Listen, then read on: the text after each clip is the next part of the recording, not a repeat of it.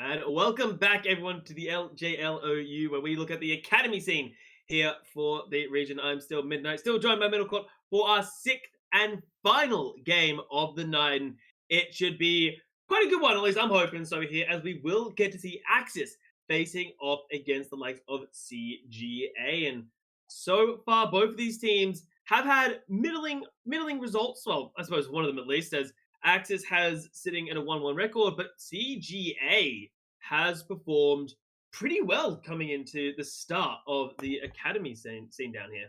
Yeah, obviously, AXIZ getting that loss today against V3, who we have had pegged as possibly the strongest team and our favourite to take this entire tournament. Didn't look great in that game, though. CGA pulled out a little bit of an unconventional draft against Sengoku earlier today with the Lissandra in the bot lane, and honestly looked pretty impressive. But Kaito, the mid laner, is one of the players that I really want to focus on. Got to play his Zoe, which we've seen him use in the LJL main event. Wasn't too successful that time around, but in the last game against Sengoku, absolutely popped off on the pick. Yeah, did really well there. And I mean, it's not too surprising to see Kaito taking Alexa the Zoe, right? And again, time and time again, we see this as the go-to champion. And I wonder if you're the likes of AXIZ, you just ban it. Because what else does he actually have? Has he actually shown us on this high level of play? Because it's very much the let's grab in the Zoe for myself, let's feel comfortable. Because the only other champions we've really seen him spreading, testing out is the likes of the Aurelia, which with Lissandra poking up as a mid laner, I'm not so sure Aurelia is the solution to a lot of problems. Then speaking of Lissandra, Primo in the bot lane, piloting that one for CGA last game in combination with Chico on the center. Doing a lot of damage, more damage than that you would say is reasonable, and facing off against AXIZ, I think that's going to be very important, because whilst the likes of Mutton and Dicey have looked a little bit shaky, Diant has been a pretty consistent carry for them, even if they haven't necessarily got the results that they would have liked. Yeah, and I think it's part of it maybe just coming into, of course, this is just day 2 of, I think it's fair to call it a bit of a blitz of the academy run through. It's basically just, it's what, 4 days of just frantic fighting it out there, and then day 5, which is like a couple days down the track, and then you got finals. It's basically all taking place within the course of 2 weeks, right? So yeah, it's very aggressive, and I feel like teams, you have to start with, well, 9 times out of 10, when I look at these kind of tournaments, I think to myself, okay, the first week or two, or first, you can kind of get away with, because typically there's like 8-9 weeks, you can make a couple mistakes early on, you can find your identity, and then grow it up. Yeah, no, the LJL Academy scene doesn't have time for any signs of weakness here. So, the teams that are sitting on the lower end of things have, it's going to be a rough situation, Rascal Jester, Sengoku and such. But for a team like CGA, who so far has performed pretty well, right? They're sitting on that 2-0 record. This is the kind of game that not only do they have to win, because again, you haven't got a lot of breathing room to make those kind of mistakes. It needs to be a clean game. This needs to be a game that pretty much says that we deserve, on the side of CGA, to be in these top 2 positions. Because otherwise, if you struggle against a team that you look at it and you're like AXIZ is good, but are they really that good? Like, it's like the AXIZ of the actual LJL. It's like, it's a good team, but like, it's just sort of, it exists. Right? I'm giving you a flavor. I mean, like, we're pending some results on Saturday, because after what we've seen from DFM, there's a very good chance that AXIZ could be finding themselves in a top 2 position in the main event. But yeah, like we were talking about, I think V3 are our clear favourites. CGA need to get a dominant win today, like you were talking about, to put themselves alongside them on that 3-0 position. And that's where I think these innovative draft strategies can really help you out. Putting a Lissandra bot lane isn't something that can work for you every game, but now that teams know it's an option, you have to be extra careful when you're putting together compositions versus this CGA side, because they've shown they're willing to be flexible, and that can net you a couple more wins than maybe a long regular split would guarantee you. Yeah, and for that, of course, the pick and ban. Do you ban the Lissandra? Do you keep your mid laner Hmm. a secret and then lock in a favorable matchup? You lock in something. I don't know if it's been popping up as much internationally. I know the Lissandra for me at least came out of nowhere, but these poke champions that sort of just keep her down in lane where you don't get to like. A good example would be OC Xerath. Don't know why, but Yeah. Xerath has really started to poke back up down here. I love it because I'm a filthy Xerath player. But like, if you're going to start pulling out Lissandra, just slam her with range because, Yeah. well, as good as she is, her spells are basically like auto attacks. They don't exactly go that far. And we saw that Sengoku tried to accomplish that with the Varus, but because of the push advantage that CJ were able to get, it didn't really amount to much. So I think indexing into something a little bit more poke heavy in that lane as your support pick definitely could be a winning strategy. We are going to be popping into the pick and ban phase right now for this final game of the day between CGA Academy and AXIZ Academy. Everything all right, Midnight? Tryndamere. I love seeing Tryndamere in the ban list right now because it's just so... Are you okay? Sorry. I saw a game. It's an OCE game, very casual thing, where this Tryndamere just sort of single-handedly destroyed the entire enemy 5-man team playing mid lane. It was the most filthy thing I've ever seen in my life. So I see Tryndamere bans, and I can't not think of a 17-0 Tryndamere just two-shotting a tank. Well, it's not going to be happening this game as CJ have locked in the Lee Sin for Funawi again, and it will be that Renekton Diana is the instant response. So AP jungler with a Renekton top lane. We saw something like that in the last game for Rascal Jesters. We'll have to see if AXIZ are a little bit more successful in piloting it. Yeah, and the sort of freedom you have with the fact that it's a Diana instead of an Italy is Diana can get into ganks when she doesn't have set up for her, because all she needs to do is get relatively close and then she can throw herself forward, right? Yeah. And then post level 6 has the ultimate, which is kind of mandatory for a good Diana gank. So a lot more flexibility coming in for Mutton on this Diana. But facing up against it, CJA have a bot lane that I'm not entirely sold on. I love Ezreal on its own. I love Leona on its own. I'm not sold of them being paired up, but I suppose it does stop the Ziggs being paired up with the best support that there is for that in the bot lane. Yeah, I think the thought process behind the Ezreal Leona is you go, okay, Leona is an incredibly good roaming champion. She can go towards mid lane, team up with her jungler as well, get stuff done, especially when you've got the Lee Sin who is so good at skirmishing. And the Ezreal just enables you to play that style because he's so safe in lane. You shouldn't be dying even in a 1v2 scenario, and with the Ziggs locked in for Deant, it's going to be even less likely that Chico will fall down on that pick. AXIZ starting this second phase of the bans, removing the Camille. There are a lot of Camille players in this league, and we are seeing not too much of her as the Jax is removed. So CJ thinking that this Renekton could be flexed towards the mid lane. Yeah, partly that, and it's also partly the solution to the matchup, right? If Jax is the answer to the Camille 9 times out of 10 there. So it's just easy to get them both off the table there. And also a competent Jax player is Nightmare Fuel.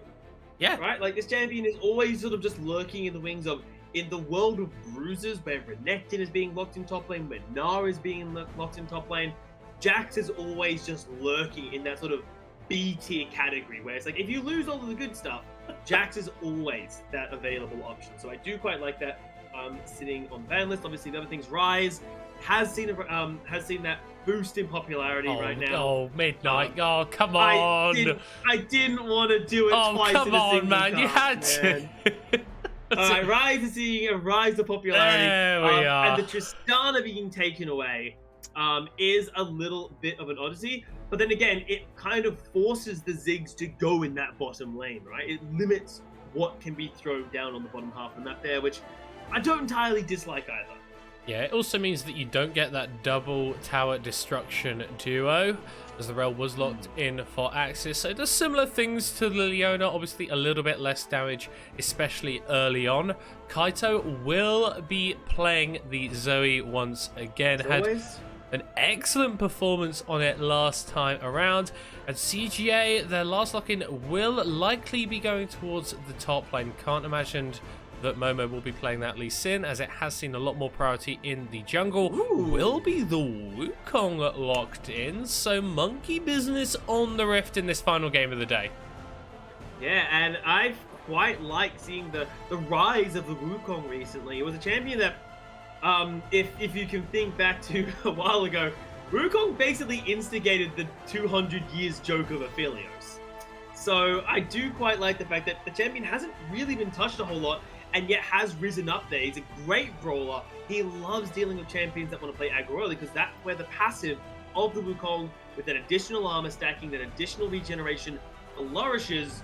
But it's a little harder to do when you're dealing with the Kennen, which has risen up in popularity here. So a good matchup for AXIZ's top lane, because as long as you don't let the monkey get on top of you, you should be fine. And in the middle lane, as long as Nautilus doesn't get poked out by Kaito, Kaito actually has to spend most of the laning phase paranoid that Renekton's going to jump on top of him, Ruthless Predator him, and then kill him. Yeah, and I think that's why Renekton does exist in such a good state in the mid lane right now. He has a fair bit of sustain with that empowered Galba Meek, so even if you do start landing poke on top of him, it doesn't really stick in the same way that it would have done a couple of seasons ago, maybe. Does though mean, though, like you mentioned, that this Wukong is going to have a difficulty in the top lane actually dealing with what a lot of this Kennen wants to do. Yeah, it's going to be the dance game, or the range versus top lane, range versus melee top lane. It's a tale as old as time. It makes me depressed. It makes me cry a little bit, because I was a top laner for 4 years. Okay. And the number of times I ran into Vayne on the top half of the map, it hurts a lot. Especially because I played Nasus, and I played. Yeah, I was the Nasus, the Jax player, or I just played like Ornn. Like, I didn't play anything that could do anything in laning phase. I was that player. And especially now, the Wukong does have not a horrible time in the laning phase. Like, Momo will have the tools to get on top of Toll without too many problems. But I'm just not sure if it'll be enough to allow, for example, his jungler to come up and help him, because the Wukong pre-6 has no lockdown whatsoever, and post-6 the lockdown's nice, but Kennen has a stun. Kennen has a movement speed steroid. Hell, Kennen has an AoE stun to boot. So Momo, I don't like saying this, but Momo's going to have to just take the abuse for the first 15 minutes, assuming he doesn't just play unnecessarily aggressive like we know he can. You just said, assuming that Momo doesn't play unnecessarily aggressive. Were you watching the last CGA game? This guy died 3 times in 2 minutes, and he was still able to find massive ultimates when we got to the team fight stage. And I think that's the important part. You can't really keep this guy down. And Wukong, whilst he's a champion that does benefit from gold when you can start one-shotting people, ultimately has 2 knockups on his ultimate that are AoE. That's very useful regardless of what items you are on. So whilst I agree with you, I'm a little bit worried for him, especially given his tendencies as a player. I think even if you put this Wukong down in the dirt, he could still rise straight back up. Yeah, and that's sort of the flexibility of a Wukong, right? It still has agency in the mid to late game, where you still have a knocker. You can still sneak your way into a backline. So even if you are the 0-7, which I don't expect to happen, I hope it doesn't happen. But again, with Momo's tendency to play aggro, I expect him to die a couple times in laning phase just from ganks. That's just how Momo is, right? And that's not inherently bad as long as you can have impact in the later stages of the game. So Wukong should be able to do that. Obviously, the jury is going to be out on that, and try not to die in the laning phase is the play. Like, if you can get a 1-for-1 trade like you did in the previous match, brilliant. But just ward. Yeah. Do put a ward in the tri-bush. Momo, you can solo kill Toltu at any point in the game. Go for it. You can do it. I believe in you. One of us tells the truth, the other tells nothing but lies. Good luck in figuring that one out. So, Midnight, are we popping into the game? It looks like hopefully we will be getting into the game itself. So I guess this is you're the one that tells the truth then. Okay, CGA Academy versus AXIZ. Crest Gaming Act looking to pick up their third win to cap off a perfect day and a perfect start to the LJL Academy League. AXIZ looking to go 2-1 and sort of save face a little bit, but it's going to be a tough task.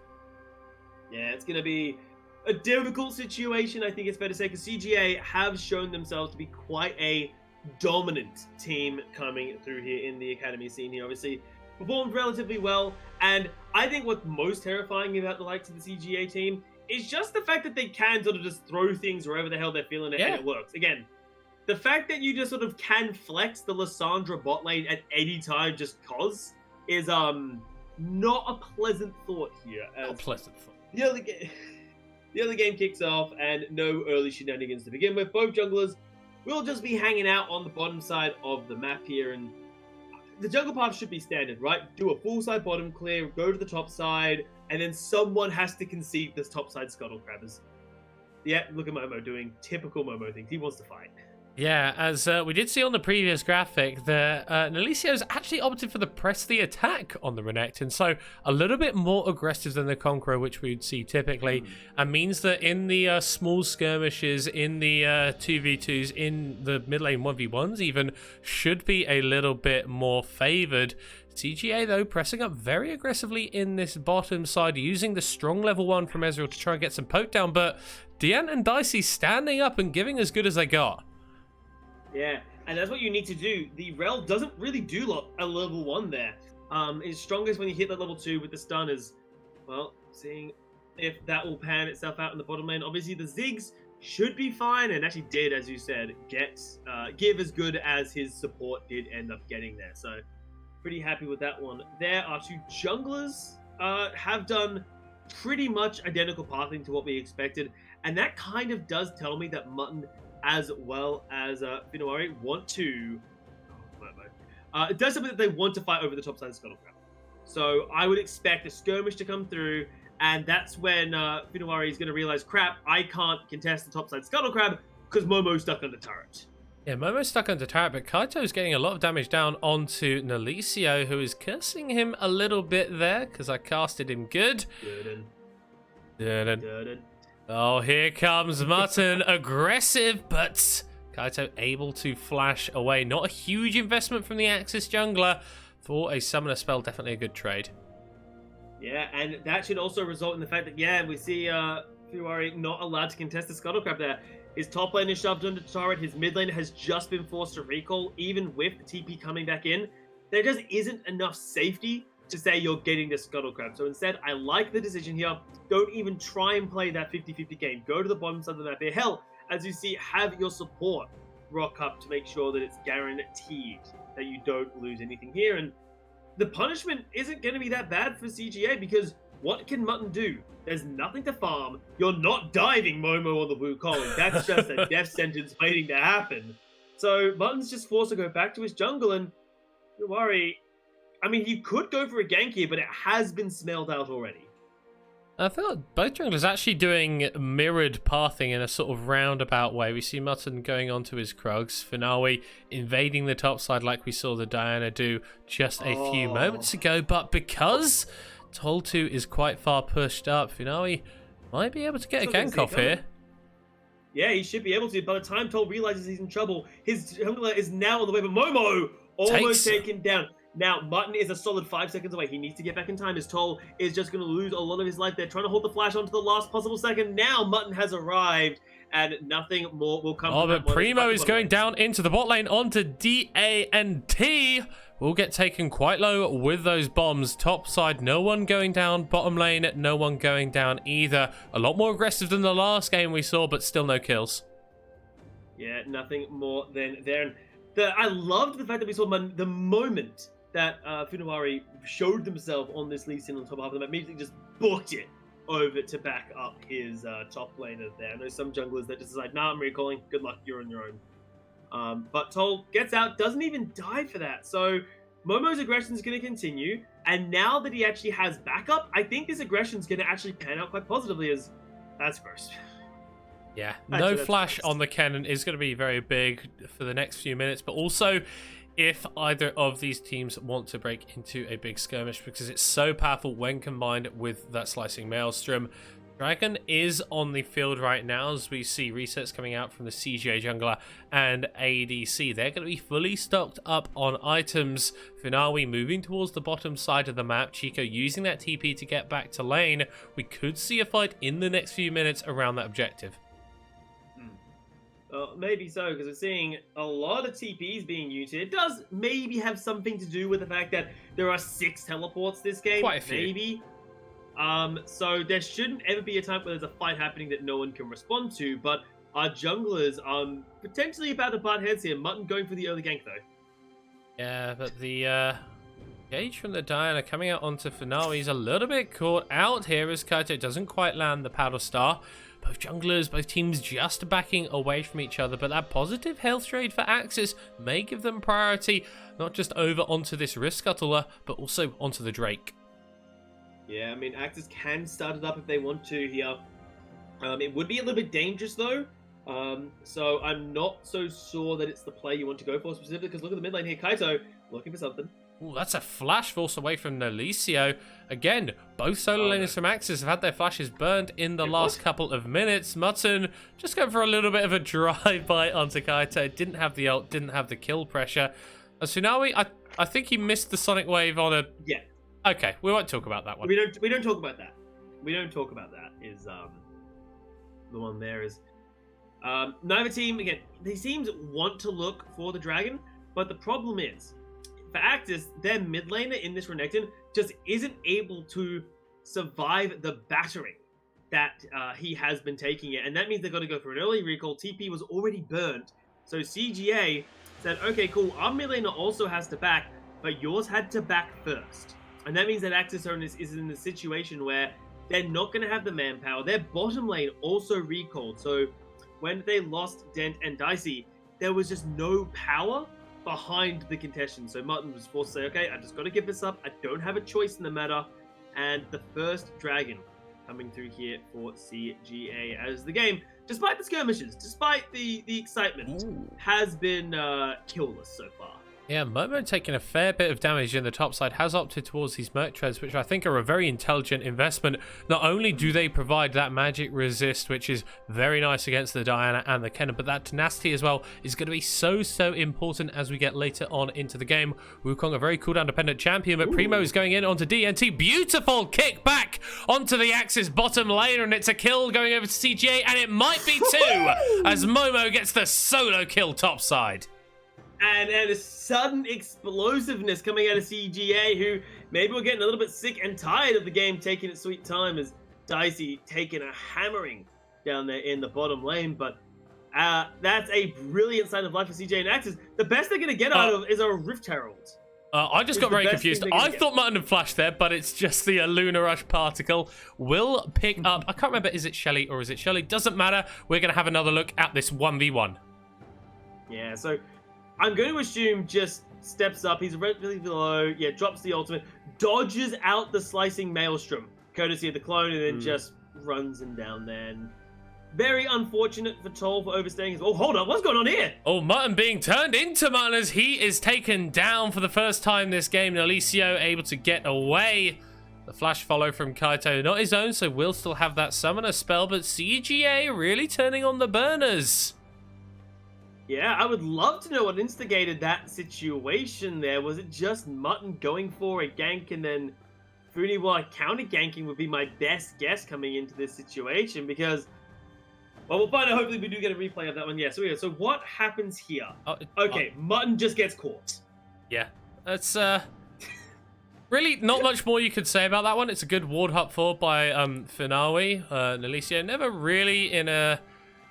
spot to go down there with that Dominus pot, but yeah, a little bit of over-aggression by Mutton, who's early games haven't been the best so far in this tournament. Dicey jumped onto with the Zenith Brave from Primo, pops a Solar Flare, flashed away from by the Rel. And that's a pretty easy summoner spell that you get for basically nothing. Yeah, I get it. And I think not entirely justified to earn either. No. I don't think the flash was necessary there from Dicey because no one else was there. There was no follow-up. But maybe Paranoia getting a bit of Dicey in that situation. As the sudden bird explosive aggression from CGA has put them in a great position here. They were able to secure the first dragon. They are now sort of in control of the map because AXIZ are reacting to getting engaged on here. And it's going to happen again. Mutton's coming in for a gank, but Funiwa isn't far away. Oh, Nalisa jumping forward, lands the Ruthless Predator. That's a good flash away from the Zoe, gets herself out of dodge. Again, it's AXIZ going for plays. They haven't made one work yet. The Sleepy Trouble Bubble lands onto the Diana. Will not be taken down, though, with the bonus damage from that. But again, it's Mutton not being able to find these plays in the early game. Yeah, and it's really becoming a bit of a problem here for AXIZ because you look at, well, what are their lanes meant to do? The Renekton is not only sort of meant to survive the Zoe lane, because obviously it was locked in nice and early, but the idea is that it can get on top of Zoe when, they're doing their poking. The problem is that it's Kaito's Zoe. He doesn't let that happen. So and they're like, okay, well, maybe Mutton can gank. But whenever Mutton's tried to go for a play, Funiwa has been waiting for him, saying, come on, do it. I dare you. I'm totally not going to ambush you when you're doing it. So then AXIZ are in a constant state of paranoia where they say every time they want to make a play, because they don't have brilliant vision on where the enemy Lee Sin is, they have to be thinking to themselves, okay, how bad does this play go if Lee Sin arrives for a counter gank? And 9 times out of 10, the answer is something along the lines of disastrously. Yeah, something along the lines. But fortunately for AXIZ, they do have both flashes now on their solo laners as well as good setup. Mutton spawning the Rift Herald in a little bit earlier will just be running down mid lane and grabbing a couple of plates. But you have to feel that there is a potential angle for AXIZ to get something done. Gold does go over, but yeah, you've got Flash on the Renekton who can Ruthless Predator. You've got Flash on the Cannon who can pop the Slicing Maelstrom. And no flash on Kato, no flash on Momo. You have to get something done here. Kato picks up the exhaust, running very far forward with that chem tank. It's so typical Kaito. This is exactly the same way that we saw him playing Zoe in the playoffs and in the LJL. Now, in that matchup, he was brutally punished every time he tried to do that. Here, he's getting away with it. And it's looking really, really nice for CGA. This is going to be their second Drake of the game, picked up with no contest again from AXIZ. Surprise, surprise to hear that one. And we're waiting for something to happen. This is what characterized AXIZ's loss to V3 earlier on in the day. They just didn't really end up doing anything. This time, they haven't taken any towers. The Rift Herald push they got in the mid lane was 300 gold, and that's fine, I guess. We need to start seeing proactive plays out from this team. Otherwise, we know how good Kaito is at Zoe, and we know that he can take over games on this pick. Yeah, but the problem is that AXIZ have sort of obsessed over the pressure in the middle lane. And the problem is that Kaito isn't giving you those openings, isn't giving you those opportunities. So suddenly, AXIZ, they're trying to play around this idea of, okay, just bully the mid, get on top of the Zoe and kill her. But they're not able to due to a mixture of really good play from Kaito, some brilliant defensive positioning. Jesus, that's disgusting. Some brilliant defensive positioning from Funiwa, who just isn't letting any good ganks come through. And suddenly, AXIZ look lost. Oh my god. They look like Kaito. Okay. He's actually just playing with his food at that point. Hasn't even completed a mythic item on the Zoe yet. Stopped off of those Salk Shoes, the Dark Steel, and the Stopwatch. So a lot of pretty nice components in inventory. But once that completed item comes through, is going to start hitting like a truck. We do see the Divine Sunderer picked up for Chico, who's got pretty good timing on his tier as well, as he was in a great place to scale. DT has the Leandries though, so the Zig's definitely not a slouch at this point in the game, and if AXIZ want to fight for this Herald, all they need is one good pick onto a CGA member, and they can take an advantageous fight. Yeah, but the question is who they get the pick on. Chico on the Ezreal is very difficult to get caught. Kaito isn't allowing himself to get engaged on easily either, so you have to try find someone, well, not Primo, obviously. Momo is a pain in the ass to lock down, and oh, wait, Lee Sin is also difficult to lock down. So it's really annoying. Ooh, that's a nice shot. Big true shot barrage. Sleepy Trouble Bubble onto Mutton as well. Toltu is in the area. Level 11 on this cannon. If he can get a big slicing Maelstrom, it could be an angle for victory for AXIZ, but we'll just return to this top side. And AXIZ once again seem to be giving up pressure around neutral objectives. Another Herald going over to CGA. Yeah, now AXIZ are posturing for contestation here, but I'm not sure they're going to be able to here. Yeah, but Primo might just decide to go in for them. Aftershock already popped down by the Leona, so if you're able to re-engage in the next few seconds, a lot less tanky on that support pick. As for CGA away from the Herald, that means that AXIZ can regain pressure around this mid lane. Yeah, and now that they've also pushed the mid wave, and CGA aren't in position to actually take this objective, Primo forced to back away. Kaito is on their way over, but neither of these teams seem willing to pull the trigger on the objective, and because the moment you commit to the objective, you're committing to the fight that is going to come from it. So instead, neither of these teams seeming really willing to do that. They'll just continue a discount J-Ram in this situation here with Durant and Nisolo pushing out the mid. Kaito will hold that with Chico, and it looks like with the recall from Dicey that AXIZ are just going to have to give this one up here because they're not in the position to contest. Yeah, surely CGA will be able to take down this Rift Herald. Primo staying in that front bush again. Aftershock available once more for the Leona. And could someone please just kill this gosh darn Herald? That's the 4th time it's reset, I swear. We do have item completions coming through for Momo and Toltu. Divine Sunderer and Hextech Rocket Belt respectively. Another TP coming into the mid lane. This time it's Chico. As Shirley is going on a little bit of a top lane adventure. I'm so over this now. She's like, come on, someone do something, please. Start the fight, finish the fight. I don't care what. Oh, another TP back into the mid lane. Someone wants to take this Herald. Both teams want to contest this Herald here, but the problem is, with the way that they are currently playing it, neither of them are actually going to secure the objective. And the reason why I say that is simply because they're just focused so heavily on pushing the wave, but they're so afraid to commit to the objective vis-a-vis all the damn TPs coming through. They really want to get back into mid lane Midnight. Is the Luden's Tempest picked up for Kaito, and the Infernal Drake is actually spawning in 20 seconds. This is a much more important objective for CGA, as it would put them on Soul Point. Dicey is looking for a flank on the side, though. Yeah, could catch out the Lee Sin there, because Dicey is completely invisible, and with the control ward in the bush above red, this flank is going to be successful. There's no two quite. All right, never mind. It's been so Dicey. The problem is, the ambush is great until they don't know what's going on. The ward comes through, the TP comes through. Oh, that's a very big TP. Toltu does have flash. That's a beautiful Magnustorm into the backline, comboed with the Mega Inferno Bomb. And AXIZ do something. Don't get the Drake, but get the fight after it. Huge play from Dicey. Yeah, and what a flank coming through here as well, securing themselves the kill. But of all things they managed to pick up, they didn't get the dragon. For all of the hard work that Dicey did, the smite does secure the objective there.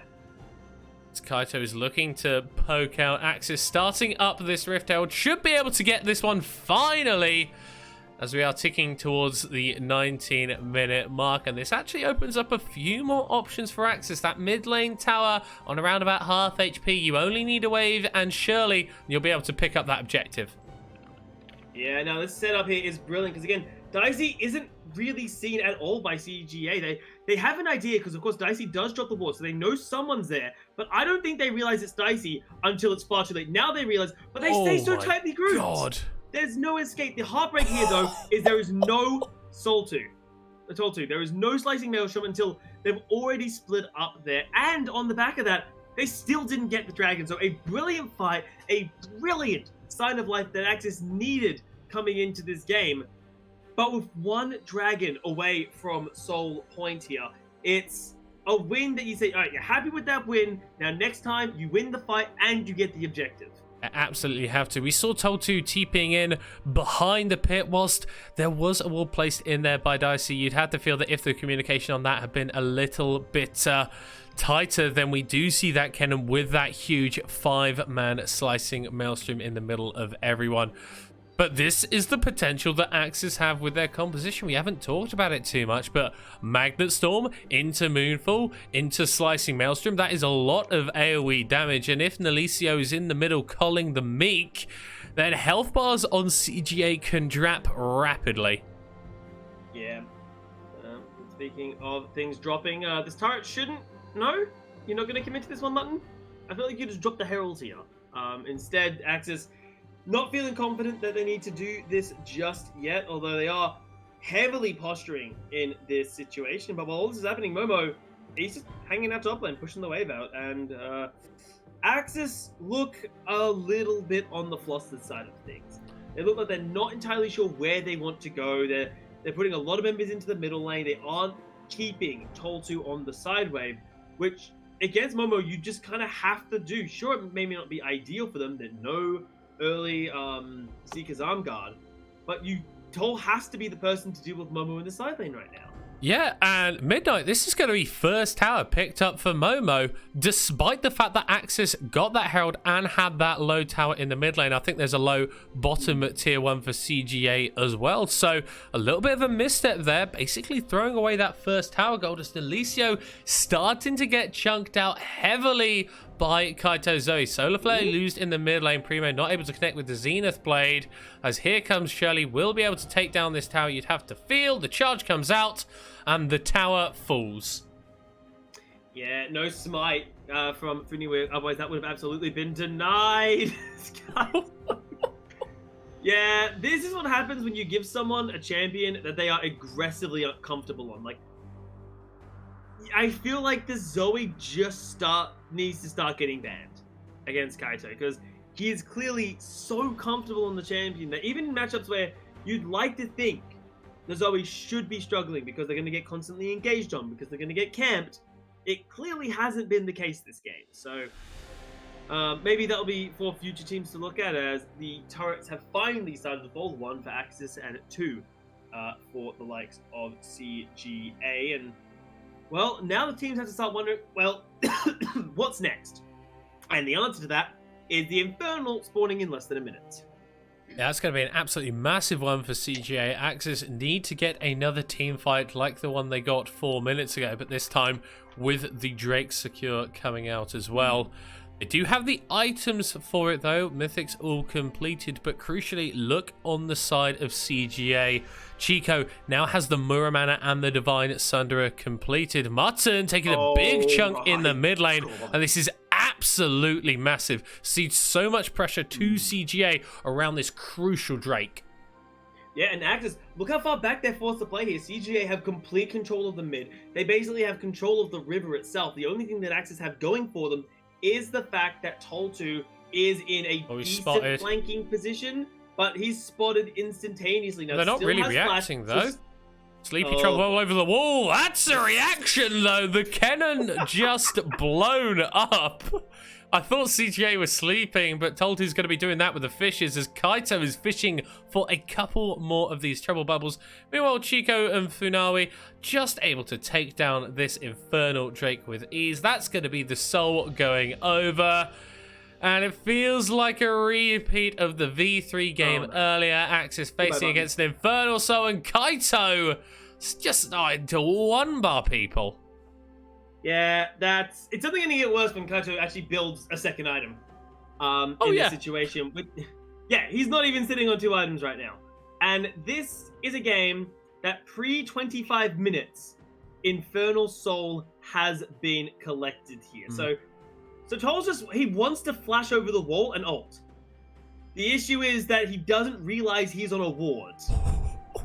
That's the problem here for Toltu. He was going for a flank, knows he can't go via the river because he knows that that's going to be warded, and hopes that the alleyway isn't warded up. Unfortunately, not the case, as they obviously see that. And then immediately after that, they just sort of abandon the objective completely because they can't contest. Without their cannon, they lose so much team fight presence.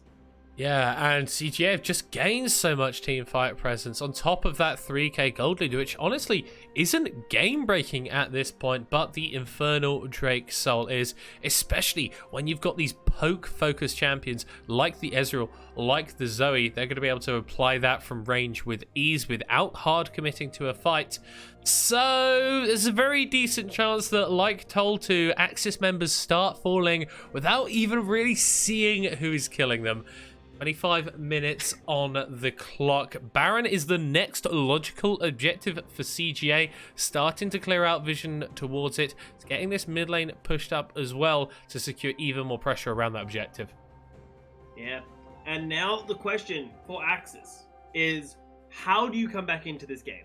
Because you're only 3,000-ish gold down. The problem is that Infernal Soul, depending on who you ask, gives give or take a good couple thousand worth of damage in a singular team fight, as I think this is just a dead... No, never mind. Don't worry from Dicey. But that's at least 2,000 to 3,000 gold in just damage stats alone. And that kind of puts it more to a 6,000 or so difference. And how are you meant to fight against that in this situation? Because if you approach it slowly, you die to poke. If you approach it too quickly, you die to everything else. Yeah, there's no vision for AXIZ on this Baron, but they know that it's being started. The paddle star's coming out. Actually, I've been baited as well as AXIZ as Momo dives into the backline, picks up DENT with ease. And the Kennen can't do anything on the backside of the fight. It's a nice Magnet Storm for Dicey, but they'll just be falling as well.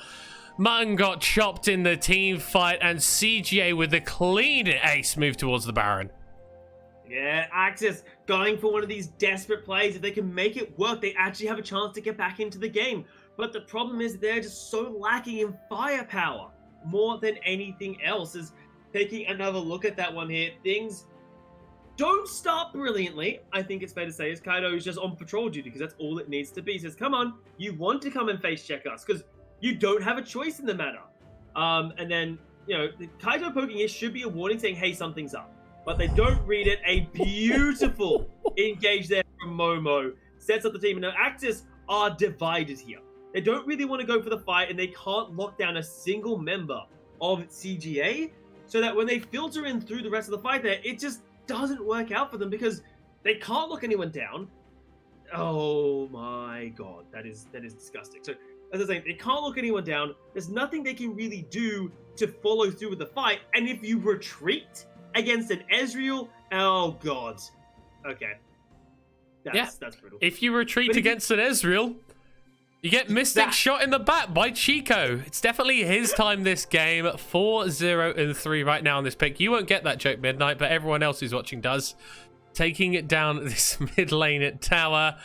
And honestly, AXIZ just kind of haven't been playing the game. A lot of what they've been doing is reactive, and it becomes increasingly difficult to react to what CJ want to do as they stack up these buffs. I've got the Infernal Soul, I've got the Baron as well, which times out in 1:30. Guess what else is happening in 1:30, Midnight? Ooh, I'm going to go on a limb here and say the Elder Dragon comes out in about 1:30. And at that point, you're going, well, who does Kaito not one-shot? Because I feel like it's everyone apart from Nalicio, but once you pick up that Elder Drake burn buff, health bars start evaporating very, very quickly. Yeah, and it's not the only person throwing out poke here. Technically, pretty much everyone but Momo and Primo can throw out damage without actually committing to anything. And that puts AXIZ in an impossible situation where, again, Dicey has to find an opening that technically doesn't exist. It doesn't exist. We might be looking for it, though. That's Tolto's TPing into the backline. Do they know? They can't really find an angle here. They're going the long way around. They will be spotted out on a control ward, but an inhibitor's already fallen. A second one's going to be going down as well. They know that the Kennen is doing this. That's a nice Magnet Storm going into the backline from Dicey. This is the Maelstrom that you need to happen 20 minutes ago because AXIZ can't do anything in the fight. 3 members are already falling. And CGA, they don't even need the gosh darn Elder buff. They're just going to be pushing through with the Baron and Infernal Soul. Nexus Tower number 1 has fallen down. Nexus Tower number 2 goes in in short order, and CGA will be joining V3 at the top of the LJL Academy standings as they go 3-0. And what a dominant performance there from the likes of CGA, because at no point did they look stoppable in that game. They started off well for them. They came out of the draft really, really well. And this is a team that, with the amount of playmaking that they're bringing forward, look almost unstoppable. And it's brilliant to see, because again, I talked about it earlier today. I'll reiterate it as many times as I gotta. Players hitting the professional scene, even the amateur area, can lose what I like to refer to as their killer instinct. Not the Kaiser ultimate, but their ability to make a play, because all they'll think about isn't what will we get if the play works out, but rather they'll become obsessed with the idea of what do we lose if it fails. And this can kill so many great players who just overthink all these situations. So to see a team like CGA who's just like, look, we're going to go for the play. If it works, fantastic. And it is. And they look brilliant for it. I think that's the main takeaway. AXIZ were petrified, paralyzed by indecision today, which I feel like is why they lost both their games. CGA, the complete opposite, love to go forward, love to just play League of Legends. And I think it's something that teams forget to do a lot of the time, that, yeah, this is a game. Have fun with it. Be aggressive. Go for these picks. But it never felt like they were overstepping their boundaries. It's aggression, but it's calculated, and it's understanding your opponent's tendencies as well as your own. And it makes me honestly pretty excited to see how CJ versus V3 comes out. It will be on the last regular split day, so in a couple of days' times, we're going to be forced to wait a little bit for that one. But both these teams, in very different ways, looking very, very strong. Yeah, and for CGA, again, we could talk about time and time again. They're aggressive. They're getting comfortable champions. They've got some innovative strats with like the Lissandra in the bot lane, which looks brilliant for them there. I do, though, want to look at AXIZ a little bit here, because the team that we saw here didn't look brilliant, I think it's fair to say. And it's, as you said in the actual cast itself, it felt like AXIZ aren't playing the game. They're just sort of on autopilot, saying, oh, they're making a play here, we need to react. Because they didn't pick a super proactive draft. Like, they picked a Kennen to survive top lane and hopefully bully out Momo. Didn't work out too well. They picked a Renekton blind, and then knowing Kaito's more than likely going to lock in the Zoe because you didn't ban it. It's a rough matchup if you're not willing to play aggressive, which you couldn't really. And Ziggs head up in that bottom lane. It could have played aggro, but the issue is Rel needs time. Rel needs levels, and Rel wasn't given the levels in the laning phase. So suddenly you're stuck in a situation where your top laner can't do much. Your mid lane is getting bullied by a short girl just waving a magic stick around the whole time. And your bot lane isn't allowed to play proactive because you have a Rel against a Leona. So what do? Jungle is good, but a jungler can't single-handedly fix all those issues. Yeah, eventually, if you're playing reactive, you'll get checkmated, and you can't make any moves after that one, and that's how it went down for AXIZ today. Obviously, though, very excited to see what CGA are able to do tomorrow. Yes, tomorrow! The Academy League does not stop. At 8 p.m. UK time, we are going to have Hawks versus Sengoku. That's going to be brought to you by Initialize and Mars Swan, so definitely going to be an exciting one. Midnight, thank you for joining me for these games today. It has been an absolute pleasure. Mars Swan, you did a great job earlier on today, as well as you, Counterfeit. You're absolutely brilliant. I've been Middlecore. We are going to see you tomorrow.